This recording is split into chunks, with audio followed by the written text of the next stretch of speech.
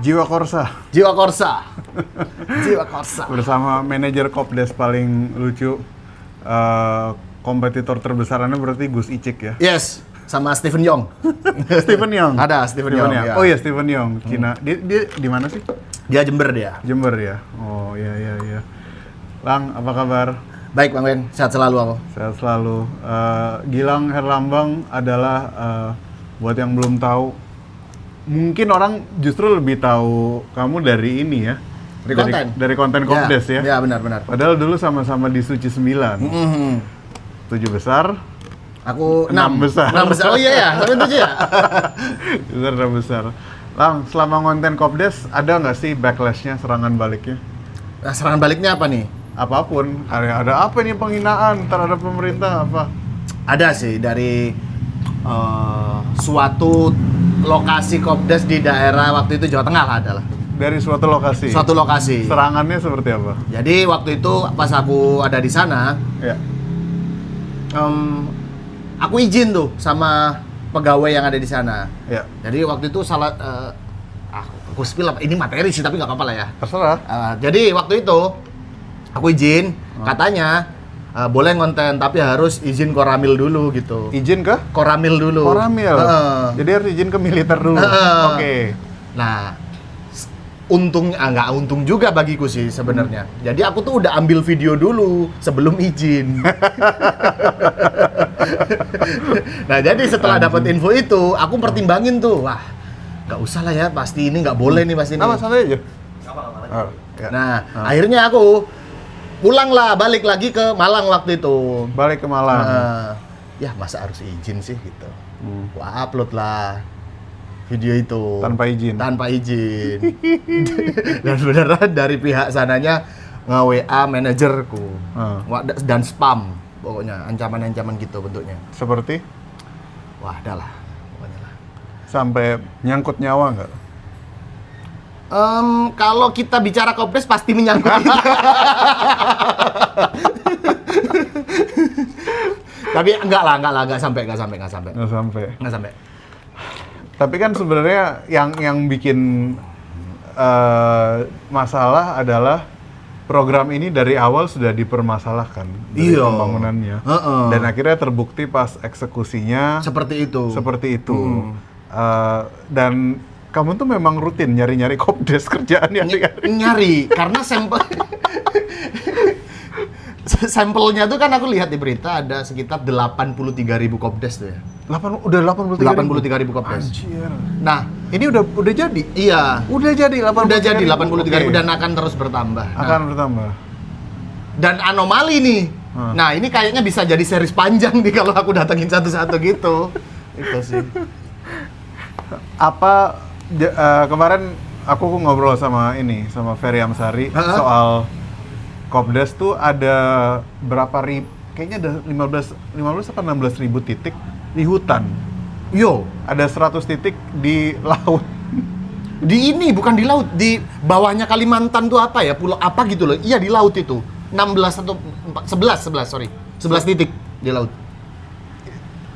Kayak gimana? Itu nggak tahu aku, karena dia memang salah inputnya di situ, atau memang target marketnya Krusty Krab lawannya, nggak tahu aku ya. Warga Bikini Bottom.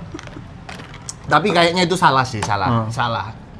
Ada satu Kopdes yang menurutku agak, sebenarnya itu nggak gini loh. Komedi itu menurutku, komedi yang bagus itu film, konten, sketsa atau apapun. Itu kalau bagusnya kalau misalnya kita hilangkan punchline-nya, tetap menjadi sesuatu yang bisa dinikmati, tetap sesuatu yang unik gitu. Dan ini yang kuperhatikan dari Kopdes. Waktu itu kamu bilang, wah ketemu Kopdes nih, sini, terus lewat sungai apa gimana gitu, nggak ada akses jalannya. Itu kan terus kayak ada tampangmu pakai baju itu, yang tampang nyembelit bu itu. Itu sebenarnya kalau nggak ngapa-ngapain cuma gini, itu juga udah. Kok bisa? Iya, kok bisa. Jadi tuh, ingat nggak itu di mana itu? Jadi ada Kopdes, terus ada sungainya, terus nggak ada akses jalan. Ada itu di Malang ada itu. Di Malang ada. Terus, Malang. Jadi itu bukan bukan sungai. Jadi Itu tempat pemancingan, Mas Ben. Itu tempat pemancingan. Bahkan aku datang pun di situ ada orang mancing. Ada orang mancing di situ. Jadi kan tiap Kopdes itu kan punya ini ya, punya truk mobil cendrawasih atau apa itulah. ya. Nah, ketika aku ngukur jalannya itu nggak masuk di situ. Ada sebenarnya jalannya kecil gitu. Jalan kecil buat Jalan buat ke Kopdesnya. Ke Kopdesnya. Ada kecil jalannya. Cuman kalau mobil nggak masuk ini.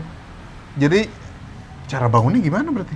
Nah, kayaknya dia dari atas turun ke bawah. Oh. Jadi muter gitu. Itu baru bangun ya, logistiknya ntar gimana? Naruh Nah, itu beras, naruh mungkin pakai speedboat tuh. ada Kopdes di samping pemancingan. Terus yang aneh di mana lagi? Yang anomali-anomali ya. Anomali. Di Ngadirejo Madiun ada. Ngadirejo Madiun. Kopdes samping Kopdes. Kopdes samping Kopdes. Kopdes samping Kopdes. Oh, ini yang di kontenmu ini ada bug ini. Bug system. Bug system. Aku sebenarnya kalau kita cari tahu alasan benernya kenapa seperti itu ya. Karena katanya nih ya, kata warga-warga yang ada di sana.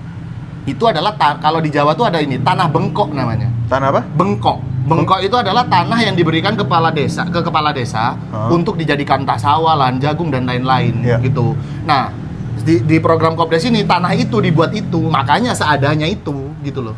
Karena dia udah nggak beli tanah lagi. Dia nggak beli tanah, makanya dia bangun aja di Bangun situ. itu, bangun di situ. Emang aja. semua Kopdes tuh beli tanah?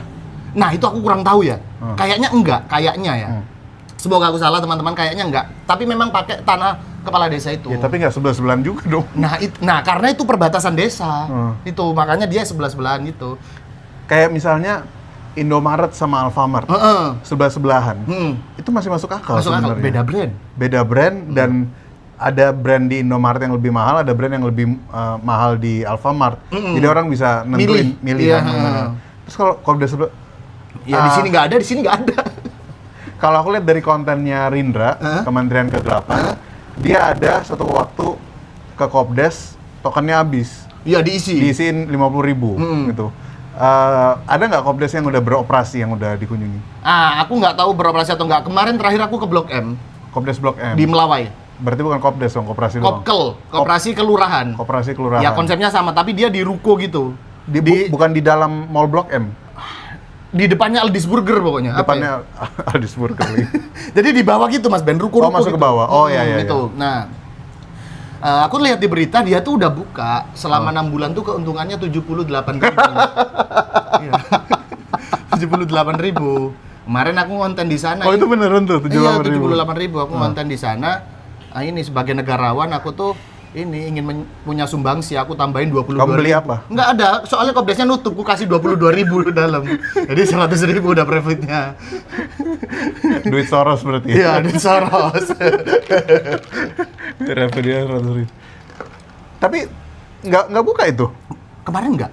Katanya sih bisa nggak tutupnya buka? jam 5. Nah, aku datang ke sana tuh 4:30, tapi udah nggak ada. Udah nggak ada. Emang nutup.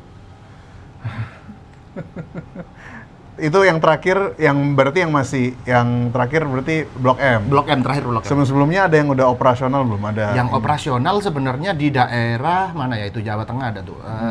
Oh nggak di Lamongan kayaknya. Di Lamongan. Ya sekitar Lamongan tuh udah ada Lamongan yang tuh beroperasi. timur ya? Jawa Timur. Timur, oke. Jawa Timur. Nah itu udah beroperasi tapi ya barangnya belum full gitu. Oke. Di Bojonegoro juga sama ada tapi belum full juga ya barangnya. Tapi apakah Kopdes tuh nanti akan sesuai katanya janji pemerintah, nanti katanya mau ada nyalurkan kredit juga? Nah udah ada. Udah ada yang berani Bukan ada. Jadi udah ada tempat simpan pinjam itu, ada tulisannya. Bagian kalau kita ke Indomaret kan ada kulkas, terus di belakang ada tempat kondom-kondom tuh. Nah itu udah ada tulisannya simpan pinjam gitu di depan kasirnya. Ada simpan pinjam depan kasir. Di depan kasir, tapi belum ada. Mekanismenya kayak gimana itu? Nah itu kurang tahu aku. Nggak tahu juga. Nggak tahu juga. Iya. Nah tapi udah mulai, aku tahu dari videonya Davarik tadi. Davarik itu udah ada. Ada apa? Kayak gimana itu? Ya itu bentuknya itu. Jadi ini kasir nih. Nah depan kasirnya ini itu ada semacam kayak kasir lagi yang ada tulisannya simpan pinjam gitu. Simpan pinjam. Ya, ini belum ada gitu. Akan segera ada gitu. Tapi kayak apa namanya? Sebenarnya kan MBG dan Kopdes adalah dua program yang sangat-sangat meresahkan buat sebagian besar orang. Karena selain anggarannya gede, eksekusinya acak-adut gitu. Nah, di Kopdes sendiri, menurutmu, ini data yang tadi kita obrolin ada 83.000 sudah dibangun dan akan berlanjut lagi. Iya. Oke, jadi ini sebenarnya cuman kayak bukan teori sih, tapi kayak analisa aja. Kayak pemikiranmu kayak gimana? Karena menurutku ya, ini semacam program untuk resentralisasi. Jadi kan sebenarnya kan Kopdes itu dia pembangunannya pakai APBN. APBN, dan dari APBN tuh akan dicicil ke bank ya? Bank disuruh ngutang dan dicicil dari APBN. Atau sebaliknya, lupa yang mana yang benar. Apakah menurutmu ini akan mau dipaksa jadi supaya terpusat ke pemerintah atau gimana ke depannya? Sepertinya iya. Sepertinya iya. Iya, akan seperti itu sih.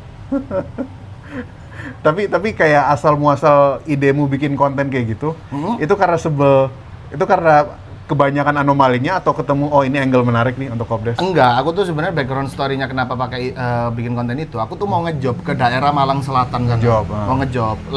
Sama Google Map itu dilewatin daerah yang bener-bener nggak pernah aku lewatin sebelumnya. Jadi kayak lahan tebu Kopdes. Tiba-tiba ada Kopdes di situ. Aku nggak tahu tiba-tiba aku ketawa di situ. Anjir, kok bisa sih gitu aku. Nah, setelah itu besoknya aku datengin lagi ke situ, langsung bikin konten pertama itu.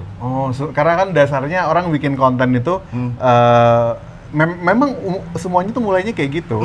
Accidental, nggak sengaja, terus ada keresahan. Tahu nggak ceritanya kontennya Apos? Tahu kontennya Apos kan yang dia jadi tukang palak gitu. Nah, itu ceritanya dia lagi bikin konten. Habis itu beneran ada yang nyamperin, ini udah minta izin belum Mas? Basa-basinya. Kayaknya pernah dikontenin deh sama dia deh. Iya, pernah. Iya, udah minta izin belum Mas? Ujung-ujungnya kan minta duit gitu. Akhirnya dikasih duit. Tapi ya udah, ternyata malah kan masih liar. Malah liar masih liar.